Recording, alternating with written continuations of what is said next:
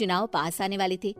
पूरे कानपुर शहर में टिकट को लेकर मारामारी शुरू थी, लेकिन सबसे ज्यादा चर्चा में वार्ड नंबर 40 की सीट थी। वो इसलिए क्योंकि इस बार वहां की सीट महिला के लिए आरक्षित थी।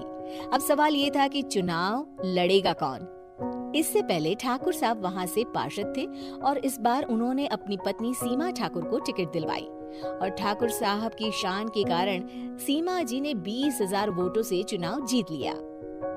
अरे बधाई हो सीमा भाभी, अब तो आप वार्ड की पार्षद बन गई हैं। अब तो हमारे काम आप ही करवाएंगी। अरे ये तो सिर्फ नाम की पार्षद बनी है, वो तो महिला सीट आ गई, वरना पार्षद तो मुझे ही बनना था। अब भले ही चेहरा इसका होगा लेकिन पावर तो मेरी ही होगी। अरे वाह भाई साहब, क्या दिमाग लगाया है आपने भी।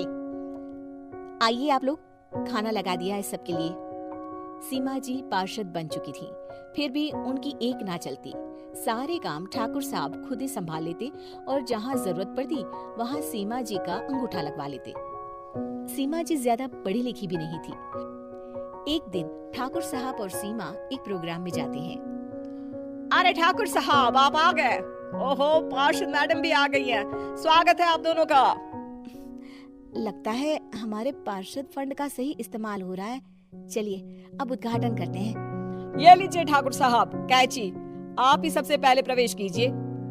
सब लोग आगे निकल जाते हैं और सीमा जी पार्षद होने के बावजूद भी पीछे खड़ी रह जाती हैं। वो देखती हैं कि वेलकम बोर्ड पर उनका नाम है, लेकिन महिला होने के कारण कोई उनका सम्मान नहीं कर रहा।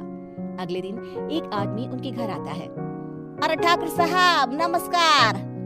कल ना हम नोटिस किए कि हमारा घर तो अवैध है और नगर निगम वाले उसे तोड़ने आ रहे हैं। अरे कुछ कीजिए ना ठाकुर साहब। देखो भाई, मैं तो ज्यादा कुछ कर नहीं सकता, पर अगर तुम सबकी जेब गर्म कर दो तो कुछ हो सकता है। कुल मिलाकर 4 लाख लगेंगे। अरे 4 लाख ठाकुर साहब? अरे भाई, मैं अपने लिए नहीं मांग रहा हूँ। दरोगा है, इंजीनियर बाबू है, बड़े साहब है, सबको देना पड़ता है ना थोड़ा थोड़ा। बोलो है मंजूर? तभी वहाँ अचानक सीमा जी आ जाती हैं। अरे ये आप क्या कर रहे हैं? पहले इन्हीं लोगों से तो आपने वोट मांगे, अब इनसे ही पैसे ले रहे हो। अरे चुप रहो तुम, तुम्हारा काम है सिर्फ अंगूठा लगाना, तुम वही किया करो। मुझे दूसरे काम तुम मत सिखाओ, समझी? और तुम ना जाओ, अब पैसे लेकर आओ, वरना जेसीबी किसी भी वक्त आती होगी। सब कुछ ऐसे ही चलते रहता है।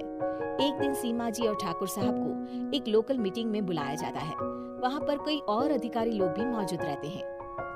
अब मैं चाहूंगा कि ठाकुर साहब हमारे बीच 2 शब्द कहें। मेरे प्यारे भाइयों और बहनों, आज मेरा सौभाग्य है कि मैं आप सबकी सेवा दिन रात कर पा रहा हूँ। आपने मेरी पत्नी को भारी मतों से जिताया है, इसलिए मैं आप सभी का शुक्रगुजार हूँ।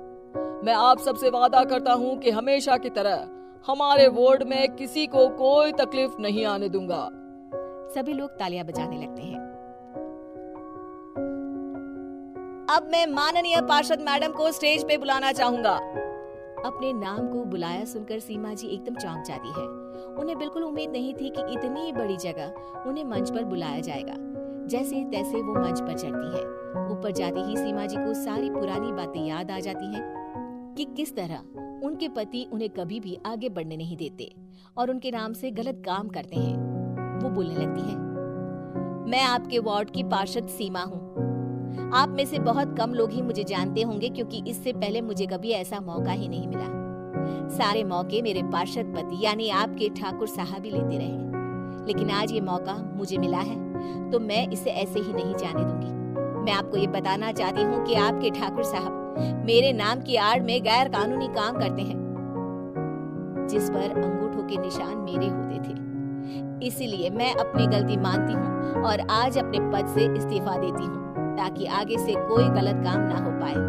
अब फैसला आप सबके हाथ में है कि आप हमें क्या सजा देना चाहते हैं। सीमा जी की बातें सुनकर ठाकुर साहब के चेहरे का रंग उड़ जाता है और वो शर्म से मुंह नीचा करके वहां से चले जाते हैं और पद से इस्तीफा देकर ही सही सीमा जी अपने आप में आत्मविश्वास महसूस करती हैं।